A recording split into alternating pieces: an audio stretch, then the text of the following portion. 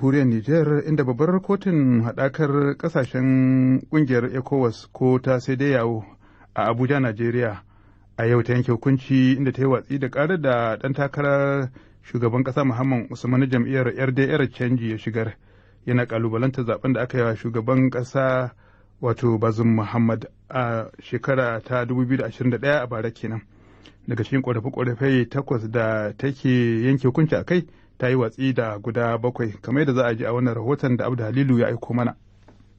Alƙaliya Justice Atoki ita ce ta jagoranci zaman kotun na yau da ya ɗauki kimanin tsawon lokaci na sa'a ɗaya da kusan minti 10 baki ɗaya. Ta sanar da sakamakon cewa kotun ta yi watsi da wannan ƙara kuma wanda ya shigar da ƙara Alhaji Mamman Usman ba zai samu ko tamma ba game da kuɗin da ya nemi gwamnatin ƙasar ta jamhuriyar Nijar ta biya shi diya. Maitre Sule Daguma na ɗaya daga cikin lauyoyin da ke kare gwamnatin ƙasar ta jamhuriyar Nijar. Ga kuma abin da ya shaida mini kan wannan sakamako da kotun ta sanar a yau.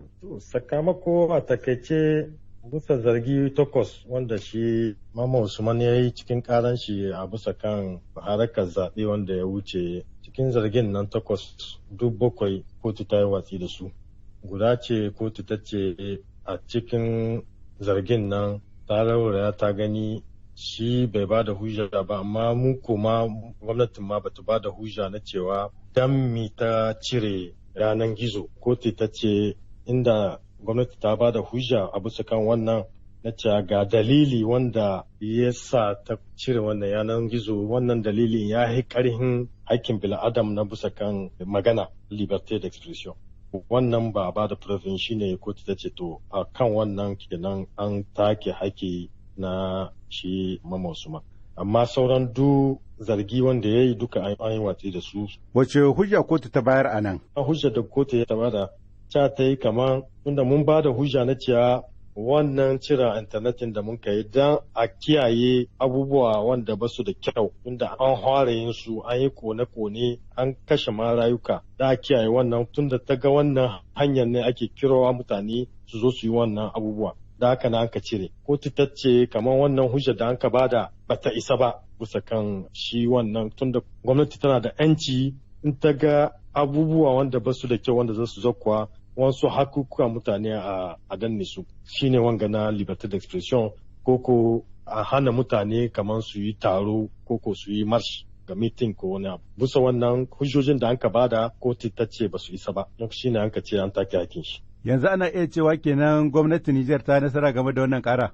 To mu da yanzu muke gani kama mu yi nasara bisa kan wannan ƙaran tunda ƙaran shi ainihin shi harkar zaɓe ne an ka ɗauka dim inta nan ga an yi shari'o'i iri-iri can a Cour constitutionnel kotun na ƙasa na harkar zaɓe. Aka je aka yi ƙara wanda ya hima ƙara nawa tunda muke ma ba mu taɓa ganin irin wannan ƙaruka wanda an ka yi. Akwai wani ƙara wanda ma doka ma bata ma ce ana iya yin wannan karan duk an yi su ku zargin ka ɗauke su a bisa kan zaɓe ne na cewa zaɓe ba a yi shi ba cikin adalci, na cewa kotu ba ta yi adalci ba, shari'a da ta yi ba ta yi ba, na cewa kuma juju wanda a cikin kotun nan ba su yi adalci ba, aka ce hukumar zaɓe ba ta yi adalci ba, ta gwada son ta ga wani kandida bisa kan wani kotu ta yi watsi da su. Ku yaya kuka ji a matsayinku na lauyoyin gwamnati? Muna son mu kwatanta mutane cewa mu lauyoyi ne, mu aikin mu zo mu yi magana bisa kan abin da doka ta ce. Mu ba mu siyasa.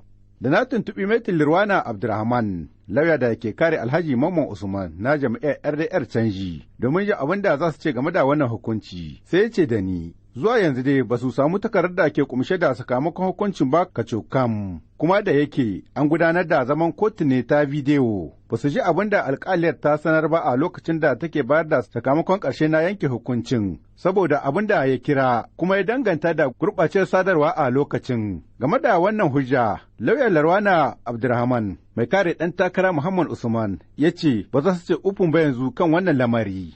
Abda Halilu, sashen Hausa na BBC daga Abuja, Najeriya. To idan muka je jamhuriyar Kamaru